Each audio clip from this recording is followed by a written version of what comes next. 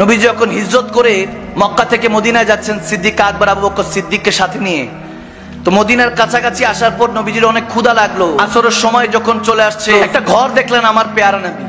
কাছাকাছি গেলেন, ডাক দিলেন, কেউ কি আছেন? ভিতর থেকে আওয়াজ আসলো, এক খাতুন, একজন মা। বললেন যে আছি, কি প্রয়োজন, কি চাই?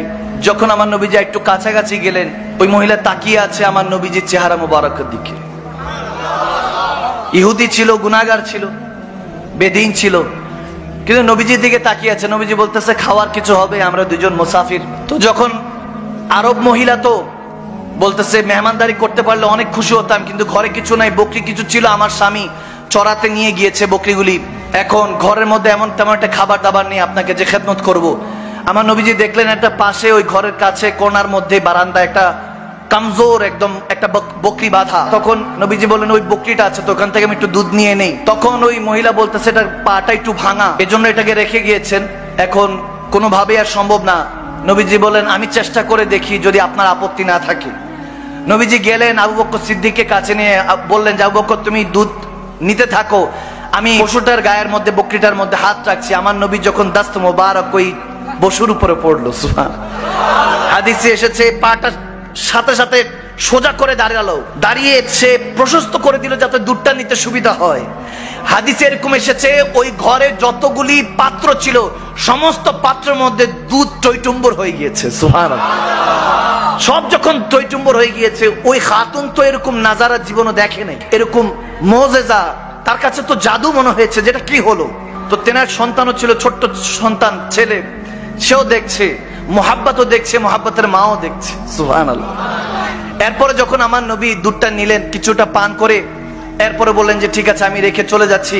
নবীজি চলে যাচ্ছেন, কিন্তু ওই মা এবং মায়ের ছেলে দুইজনই নবীজির দিকে তাকিয়ে আছে, দেখতেছে চলে যাচ্ছে, চলে গেছে। অনেক দূর চলে যাওয়ার পর মা ছেলে বসে বসে গল্প করতেছে, কত নুরানি মানুষটা ছিলেন, কত নুরানি ছিলেন।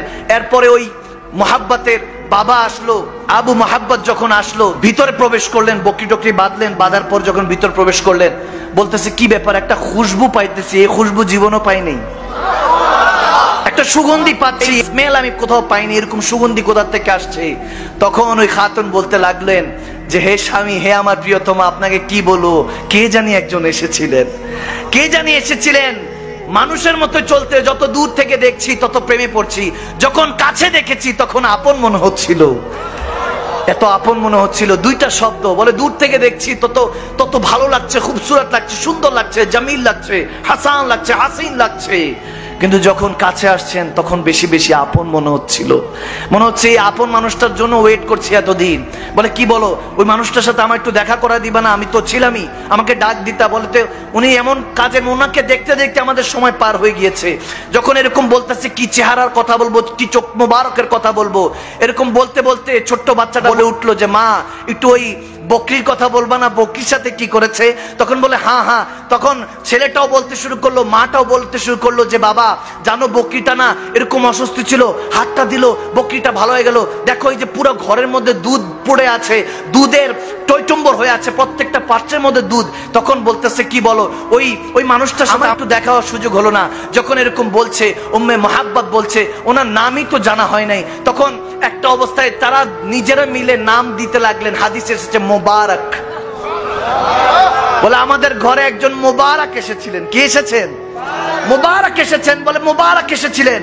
মোবারক যখন নাম দিলেন, এখন প্রত্যেক দিন ওই স্বামী এসেই জিজ্ঞেস করে, আচ্ছা মোবারকের জুলফ কেমন ছিল, বাবরি চুলটা কেমন ছিল, আচ্ছা মোবারকের চোখ মোবারকটা কেমন ছিল, চোখটার দিক কিভাবে তাকাতেন, আচ্ছা মোবারক কি মুচকি হেসে কথা বলতেন নাকি গম্ভীর ভাবে কথা বলতেন, এরকম প্রত্যেক দিন আলোচনা চলছে।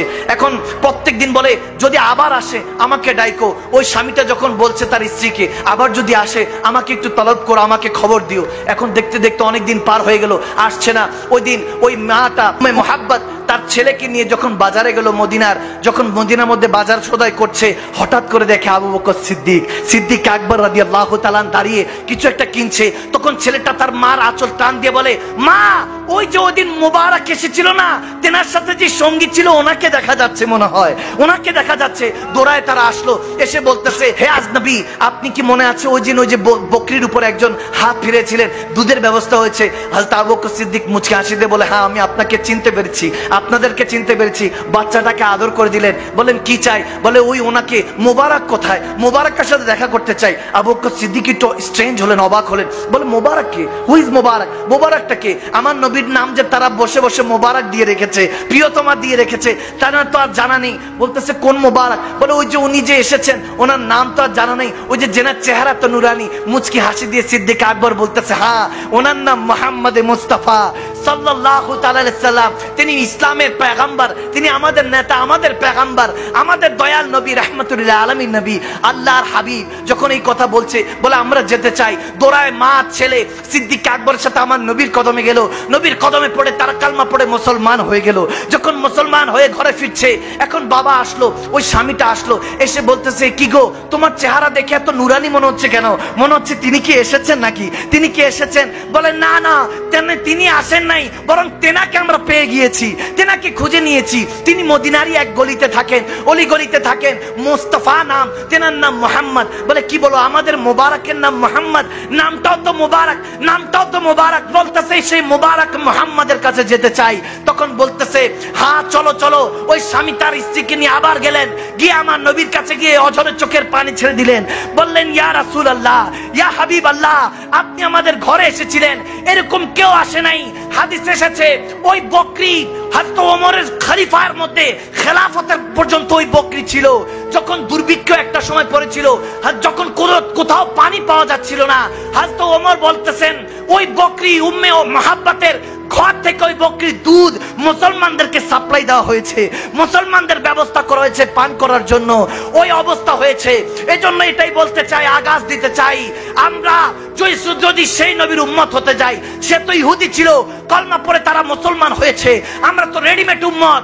আমরা যদি নবীর নামে ফিদা হই, আল্লাহ আপনাকে বান্দা থেকে বন্ধু বানাতে দেরি হবে না। মালিক আরশ থেকে ডাক দিয়ে বলবে, ওগো কামলিওয়ালা নবী, আপনি মদিনায় কি করছেন? যান যান, আজকে চট্টগ্রামের সীতাকুণ্ডের মধ্যে একটা মজলিস সাজানো হয়েছে। আজকে যখন তারা মুনাজাত দিয়ে ঘরে যাবে, দুনিয়ার চোখটা বন্ধ করতে দেরি হবে না, আমি রব্বে কারীম তার কিসমতের চোখটা খুলে দিব। জান ইয়া রাসূলুল্লাহ বলে তারা চিৎকার দিয়েছে। আজকে তাদের সাথে দেখা করে তাদের সিনাকে মদিনার আয়না বানিয়ে দেন।